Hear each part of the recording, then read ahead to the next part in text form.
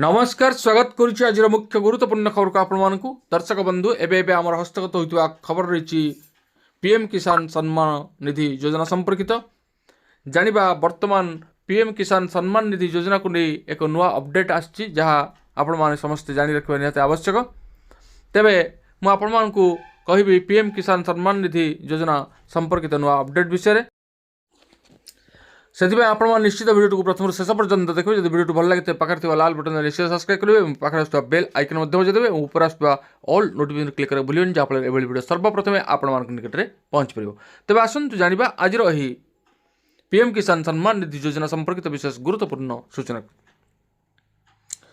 प्रधानमंत्री किसान समृद्धि योजना रे चाषी मानक प्रति 3 मासरे 2000 टंका आर्थिक सहायता मिलता है अर्थात प्रतिवर्ष चाषी मान अकाउंट को सीधासलख 6000 टंका स्थानांतरित हुए किंतु योजना आरंभ होगा परठारु मुद्रास्फीति हार परिवर्तन होइतिले मध्य यार परिमाण में कौन वृद्धि करा जाय नाही।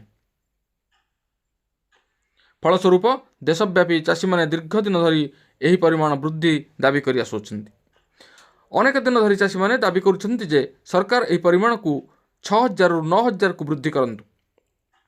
तेबे आसंता फेब्रुआरी 1 रे साधारण बजेट उपस्थापन हेबो किंतु एहा पूर्वरु चाषी माने पीएम किसान वृद्धि को नहीं बहुत आशा रखिछन्ति।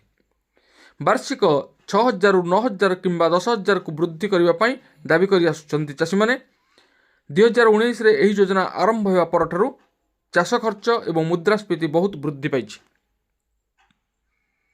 प्रधानमंत्री किसान योजना आनुष्ठानिक भाव में फेब्रुआरी 2019 रे आरंभ होइतिला। यार प्रथम लाभ डिसेम्बर 1 2018 रे कार्यकारी होइतिला जहाँ समग्र भारत रे चाषी परिवार को आर्थिक सहायता प्रदान करिछि। अर्थमंत्री पीयूष गोयल 1 फेब्रुआरी 2019 रे मध्यवर्तीकालीन केंद्र बजेट समय रे एने घोषणा करथिले एवं प्रधानमंत्री मोदी 24 फेब्रुआरी 2019 रे उत्तर प्रदेश रो गोरखपुर रे आनुष्ठानिक भाव में यह आरंभ करथिले। 2019 परठारु किसान सम्मान निधि परिमाण में कौन परिवर्तन किंबा वृद्धि होई नाही। तेणु चाषी माने आशावादी जे यही बजेट रे सरकार प्रधानमंत्री किसान योजनार किस्ती 2000 रु 3000 को वृद्धि करि पारंती। यह व्यतीत एमएसपी पई चाषी मानकर दीर्घ दिन दाबी जारी रही सेमाने चाषी पई सुलभ एवं सहज ऋणर सीमा वृद्धि करने को मध्य दाबी करिसेंती। विशेषज्ञ मतरे चलित वर्ष बजेट चाषी गुरुत्वपूर्ण लाभ आनीपे एमध्य गोटे हूँ प्रधानमंत्री किसान सम्मान निधि योजना अधीन में प्राप्त परिमाण वृद्धि।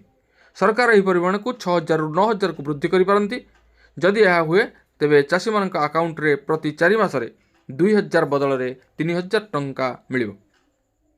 प्रधानमंत्री किसान योजना 21तम किस्ती डिसेम्बर रे जारी करा जायतिला।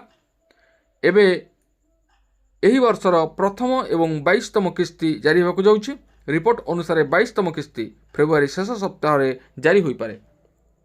तेबे दर्शक बंधु आम वर्तमान पीएम किसान सम्मान निधि योजना संपर्क रे एक अपडेट जानिले।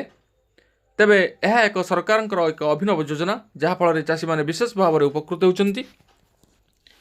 प्रति किस्ती रे 2000 टंका चाषी मानकर सीधासलख अकाउंट को आसुछि एवं यह वृद्धि करने चाषी मैंने दाबी कर तेणु यह हुए तो आसंता बजेट रे निश्चित रूपे 2000 रु 3000 को वृद्धि हो पारे। जदि वृद्धि हुए तेबे समस्त चाषी निश्चित भाव उपकृत हे। तेबे ए थिला पीएम किसान सम्मान निधि योजना संपर्कित एक विशेष गुरुत्वपूर्ण खबर। आज पुणी देखा आगामी भिडियो रे। रोच धन्यवाद, नमस्कार।